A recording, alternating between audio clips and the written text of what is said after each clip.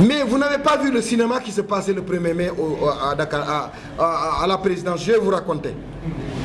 Quand j'ai parlé, moi j'ai parlé au président, mais c'est quand je lui ai serré la main que je lui ai parlé.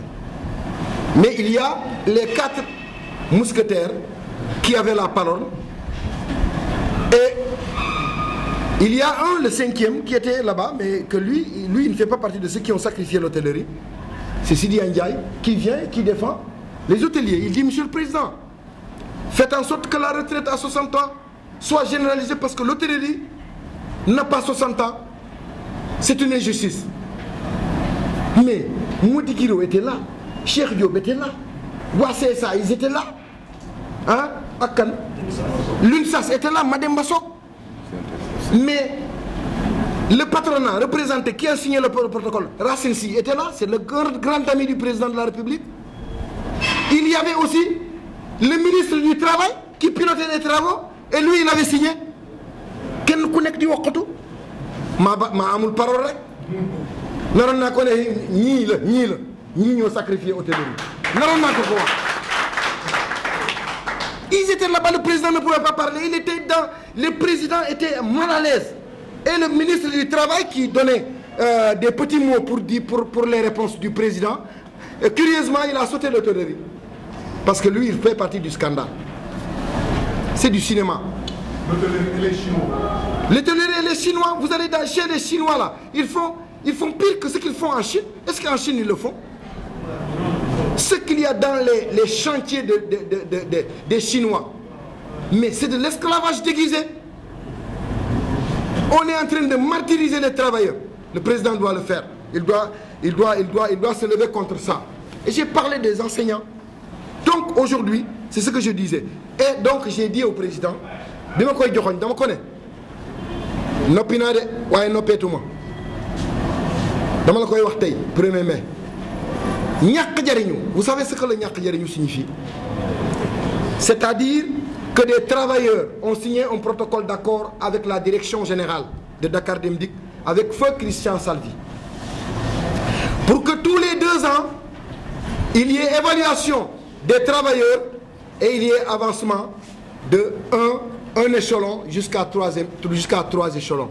Donc cela veut dire que des avancements tous les 2 ans devaient être opérés à Dakar Dem Dikk. Ils ont fait la sourde oreille. Ils ont fait la sourde oreille. Vous n'avez pas appliqué. 2010, 2011, 2012, 2013. Et nous sommes en 2017. Je porte le combat. Vous nous devez énormément de rappels aux travailleurs. Le directeur général nous propose le 1er mai. dafa ne waaw balaa ñuy pàccoo 6 milliards yi war a dugg si 6 milliards yi moo ko liggéey maa ko liggéey man.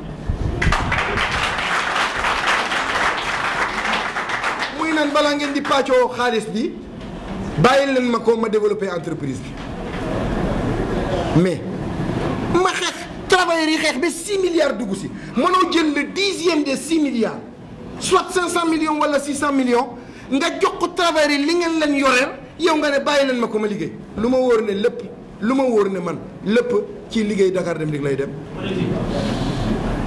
Ah non, à Dakar Dem Dikk si on veut la bataille on l'aura parce que le ñàkk jariñu suñu bakkan lañ ci teg. Le plus gros scandale au Sénégal c'est AFTU. C'est des Chinois bis. Parce que AFTU, l'État, dans sa politique sectorielle de transport, a élaboré des stratégies de modernisation de l'outil de transport au Sénégal. Ils ont dit, Ndiaga Ndiaye li ñuy nekk ci réew mi ci dëkk bi dafa metti ñoom ñoo ko wax li ñuy rey ci dëkk bi dafa metti. On crée des professionnels comme Dakar Dem Dikk mais en standing intermédiaire minibus. Waaw seen texte ñu bind seen texte yu rafet créer seen texte seen taxe yu rafet indi minibus yu rafet ñiñ fa dugal ay bàyyi ma lañu quoi chauffeur si kenn toppatoo ko. Vous travaillez de 5 h du matin à 23 h. c'est de l'esclavage. Le receveur, le conducteur, le contrôleur, ñoom ñëpp la ñuy noot fu mu ne nii à AFTU ñuy empocher des millions. Ils sont sanctionnés de li leen rey mooy AFTU l'OGTS dina xeex ba ñu am ay contrat seen employeur signé leen ay contrat l'OGTS dina xeex ba ñu fay leen seen salaire sur bulletin de salaire parce que ci la ñuy jaar ñu mën leen a cotiser IPRES ñu mën leen cotiser caisse de sécurité ñu mën leen a gérer IPM ñu mën leen a gérer saa ñu bëggee créer des coopératives voilà autre chose ñu mën koo créer c'est le bulletin de salaire c'est le minimum et tous ces deux facteurs ces deux éléments constitutifs du contrat sont prévus par la loi. Donc l'État est en complicité avec les patrons de AFTU pour surexploiter les agents de AFTU. L'OGTS a été créé pour combattre ce phénomène. Donc, waa AFTU, il faut comprendre. Nous allons porter votre combat. Porter le combat de l'autorité. Porter le combat des collectivités locales. Porter le combat des enseignants. Porter le combat de SEBO. Porter le combat de la SIAD. Et de l'ensemble des travailleurs du Sénégal. Pour la création du travail décent